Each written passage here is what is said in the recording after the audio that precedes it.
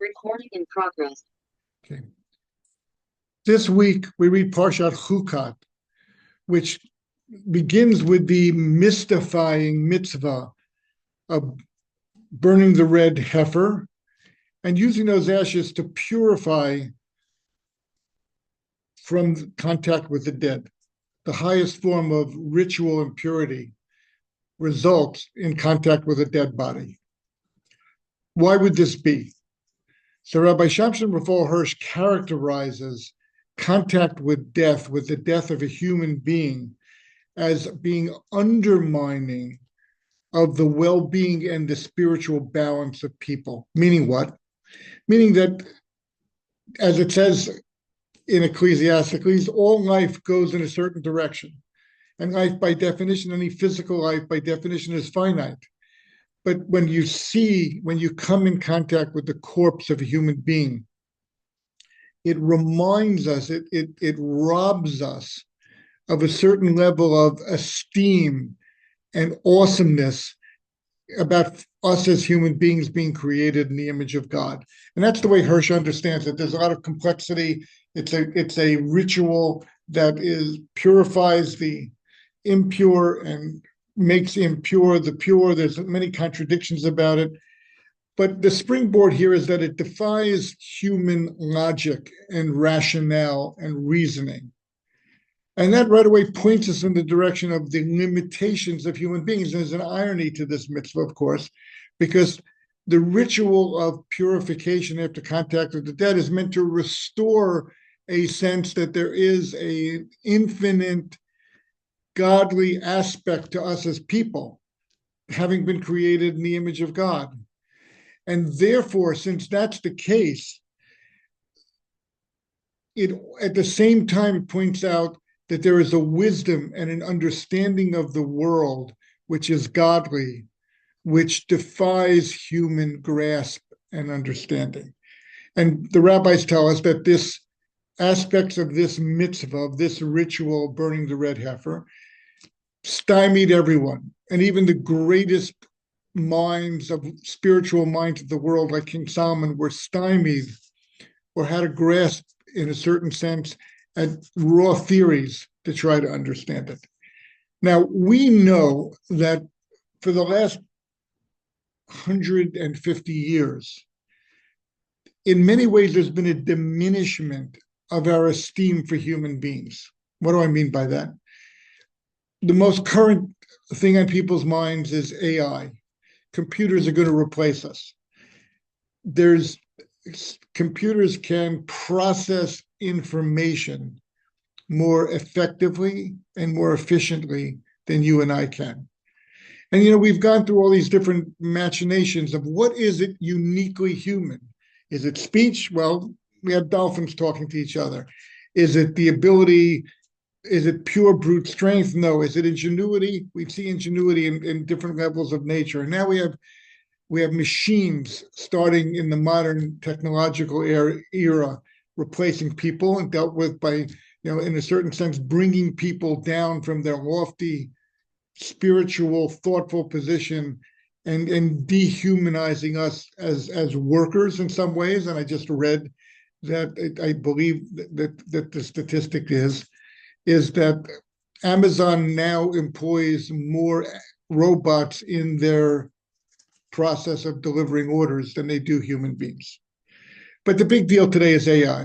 AI is going to reference ideas and shape ideas. And it's just a question of getting bigger and bigger processing capabilities, faster and faster, that could crunch all information that's out there, start mimicking human thinking, human learning.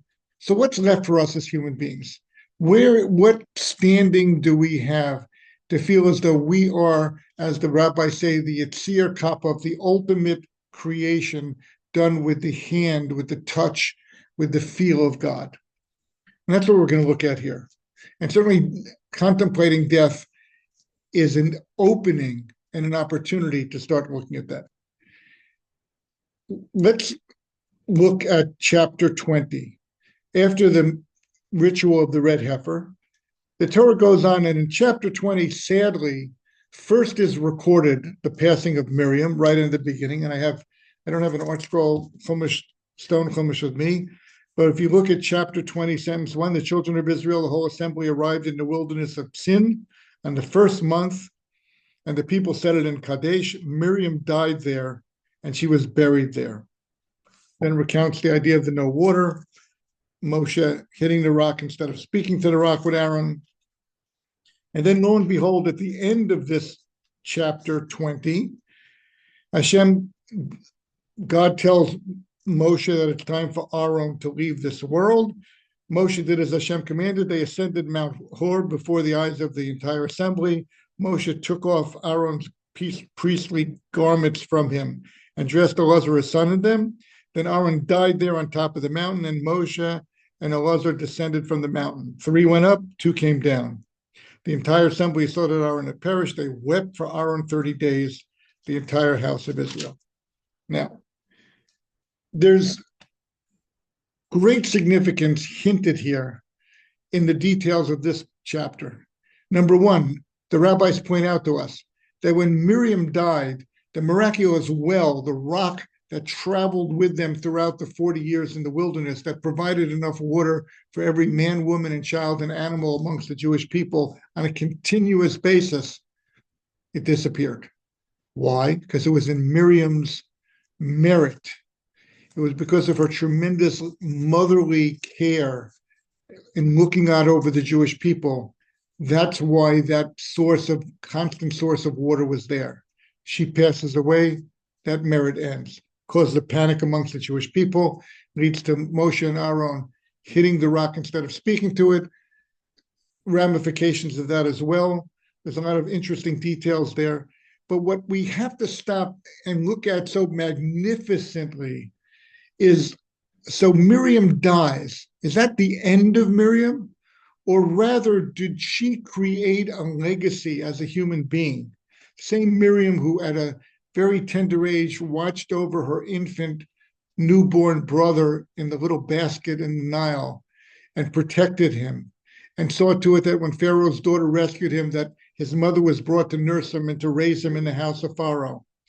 The same Miriam who, upon leaving Egypt, brought with her musical instruments, knowing full well that there would be miraculous rescue like the splitting of the sea. And hence she led the women in song and dance and celebration. This is the Miriam who made such an indelible impact throughout her life. This is the woman who leaves the world and is buried like an ordinary human being. And then we come to the passing of Aaron. What happened when Aaron passed away? Well, it says there were clouds of glory that surrounded the Jewish people by day, made it comfortable, smoothed the way for them, air conditioned them, made it possible for a few million people to go through bleak, uninhabited wilderness where no one even stubbed their toe. They were like enveloped in a magic carpet of clouds.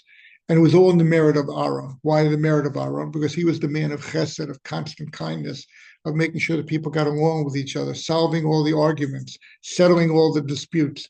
And of course, he was also the one who would go into the Holy of Holies and facilitate the repentance of the Jewish people. Aaron leaves the world. Is that the end of his story? Of course not. He was the founding originator of the role of being the Kohen Gadol. He is the one who, with a complete whole heart, went out to greet Moshe after Moshe leaves God at the burning bush and argues about not taking the leadership of the Jewish people. Finally, God says, your brother Aaron, who you're concerned about his honor, he's coming out to greet you. And he's happy and he's welcoming and he's ready to cede to you the leadership of the Jewish people without any reservation. So where do we stand with Aaron? Was it just those 40 years in the wilderness? Was it just his inauguration of the Mishkan? No. He set a standard for the world. He brought energy. He brought in holiness into the world, echoes of which we still live off of today. And eventually when Moshe dies, what was the great merit of Moshe? It was the manna falling from heaven. So at the end, we're at the very end of the Jewish people's traveling through the wilderness. some statements in the Talmud seem to indicate that in Moshe's merit, up until the moment Moshe died, the water, source of water was restored, clouds of glory were restored. We won't discuss that detail of the Gemara. But what I want to point out and argue here is the following.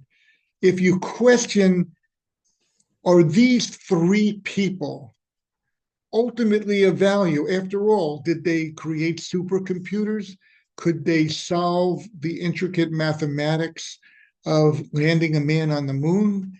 Did they understand the concepts of supercomputers or mRNA vaccines or all these different amazing advances in understanding the world that we see today? The answer is yes. They superseded it all because they changed the trajectory of mankind throughout history. And we look to their example. That's why we have a Torah. We learn from them until this day. We're inspired by them. And it's not just them, but in a certain sense, it's the chain that connects generation after generation through the great individuals who arose in every generation. This is what human beings are capable of achieving. This is what makes human beings capable of being Hashem's partner. But let's understand it a little bit better. What quality do we have? After all, if I solve a math equation or a computer solves a math equation, computer can do it faster than me. So let's say a patient comes into the ER and we need a scan to determine what's wrong. And we do get that scan, and it's an amazing technological accomplishment. It gives us a look inside the person without having to open them up on a microscopic level. We can see what's going on or what's taking place. And therefore, we can follow up with the proper drugs, the proper medicine, the proper procedures, whatever it is. What's missing? What's missing is any level of emotional concern and depth of feeling and human motivation that makes this possible. And indeed, could really be missing. We live in a world today where surgeons can walk into an operating room using all this high technology and perform their procedures and leave without giving one thought to the fact that they're interceding in the life of a fellow human being, that they're extending the life of a being created in the image of God, that they're enabling grandchildren to get to know better a grandfather or a great-grandfather. I heard a rabbi say something very profound. He says, we talk about appreciation. He says he noticed something that made a big impression on him. You go through a toll booth. You pass your card, it reads your license plate, whatever it does, and the message comes up and says, thank you. And you drive on.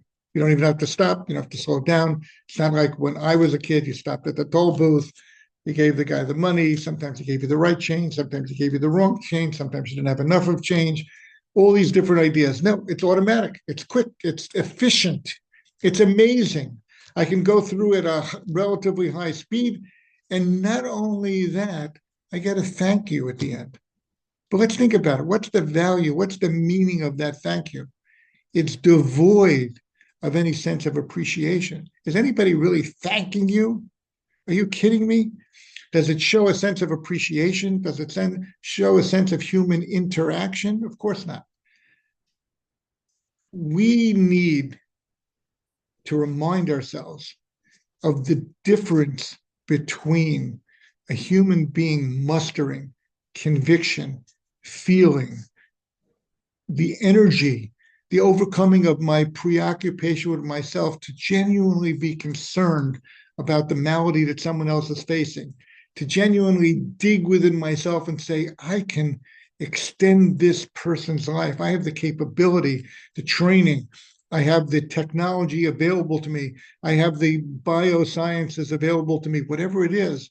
But I, as a fellow human being, can impact the future of this person's life. I can impact the future of the ideas that people live by.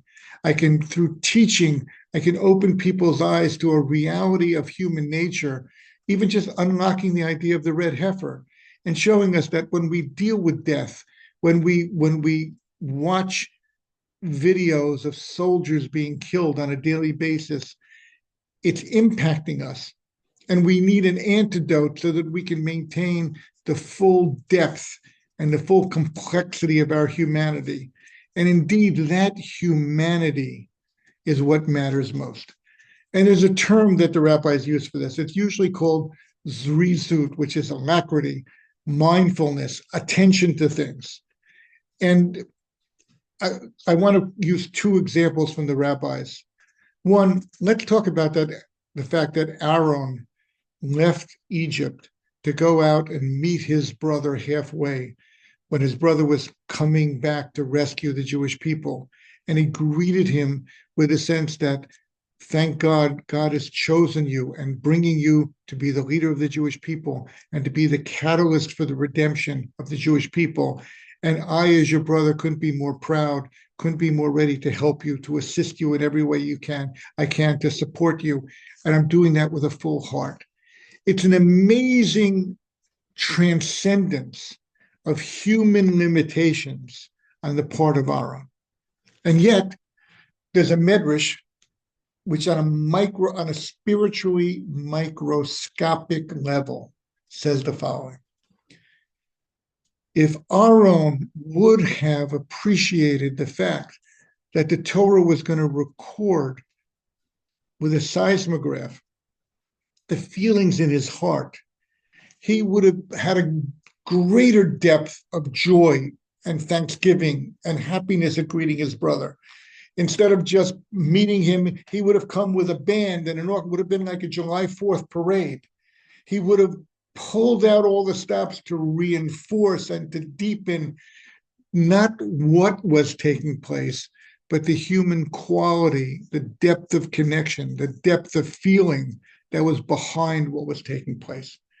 And this medrash is meant to open our eyes to something very, very substantial. And that is that's within each of us. Yeah, what I do is not going to be recorded in the Torah. What I do is not going to be pivotal in such a dramatic way to the rescue of the Jewish people. But it could very well be that the quality, not the quantity, not the speed, but the quality that I bring to a kindness or to boosting another person, it can have spiritual ramifications in the world, which could even lead to a whole generation being sustained. It could lead to changing the future trajectory of mankind. And therefore, as I go through my everyday actions, it's not a question of how many mitzvot did you do today? Okay, I'm sure I could get a robot to do more. You know, I helped 40 old ladies cross the street. Well, Bezos could have 400 robots waiting at every corner, and they could help 4,000 old ladies cross the street with the same effort. Would those robots change the quality, the spiritual nature, the very essence of life? No, they wouldn't. There'd be a convenience. There'd be something which we'd be happy for. Maybe we would pay higher taxes to get that, but they wouldn't do anything in comparison to a human being setting aside his own personal interest, setting aside his own motivations, digging deep within himself, and mustering a conviction that God created the world based on our capacity to muster our intelligence and our strength and our energy, and to divert our attention from just satisfying ourselves to really making the world a better place. Another example, the home of Sarah and Abraham was distinct. It's described several places by the rabbis. How is it distinct? It has three qualities, and you'll see how this is similar to what Aaron's impact was, Moshe, Aaron, and Miriam's impact was on the Jewish people in the Midbar. Sarah baked challahs for Shabbos. They stayed warm throughout the week. What does that mean? It means that she felt such a spiritual boost from celebrating the Shabbat. She didn't, when they made Havdalah, simply come down from that and go on to her everyday self. She certainly did work the rest of the week and cooked and cleaned and welcomed guests and did many, many, many other chores that wouldn't be permitted on the Sabbath. But she took with her the spiritual boost of that Shabbat that she invested in, and it carried all the way through till the next Shabbat, so that she could even move to a higher plane and then a still higher plane. So hence her challahs remained warm throughout the week. When they were finished on a Friday to be replaced by the new chalot that she baked for Shabbos, those also endured throughout the week. There was a tent, there was a cloud of glory over her tent. Why? Because God said, I need to hang out here. This domicile of Avraham and Sarah is where it's at. It what makes creation worthwhile for me. So I'm going to have a palpable presence there, just as God would eventually have in the temple in Jerusalem. And just as God did throughout the 40 years, we wandered around the wilderness in the merit of Aaron's wholeheartedness and purity. And the third aspect of Sarah is, I'm sorry, it's been a long day, it's slipping my mind right now, but this is the illustration of what it means. And I want to play it out one more generation. We meet in the Torah Rebecca by the well. Rebecca is going to become the second generation matriarch of the Jewish people after Sarah passes away. That's the sequence that the Torah presents with us. What is Rebecca all about? She's going out on a mundane task of taking care of her father's sheep. And she's good at that. She's a shepherdess. She watches over the sheep. She's responsible. She's energetic. She does all the nice things that a trustworthy daughter would do on behalf of her father. Along comes a stranger, and the stranger encounters her. And she right away says, wow, here is an opportunity for me to exert myself, not only on behalf of my own family, and to take care of sheep that eventually will be mine, whose wool I will wear, and whose milk I will drink. But rather, here's an opportunity for me to do a chesed, act in imitation of God, and create and bring into the world that kindness. And she does it with unbelievable alacrity. She takes care of him and all his people. And then she offers to take care of all his camels. And then she time after time after time goes to the well and replenishes the water until all the camels are satisfied. Okay, certainly an amazing feat, because those camels now, they would have been happy to get a half a tank full, but they got full tanks full. What was she thinking? So here's what she was thinking. She was thinking, God gives me strength and intelligence and energy and sensitivity toward other people. Here, God is giving me the opportunity to utilize that. I don't know who this guy is. Maybe she could perceive that he was the servant of Abraham and therefore he was a spiritually great person.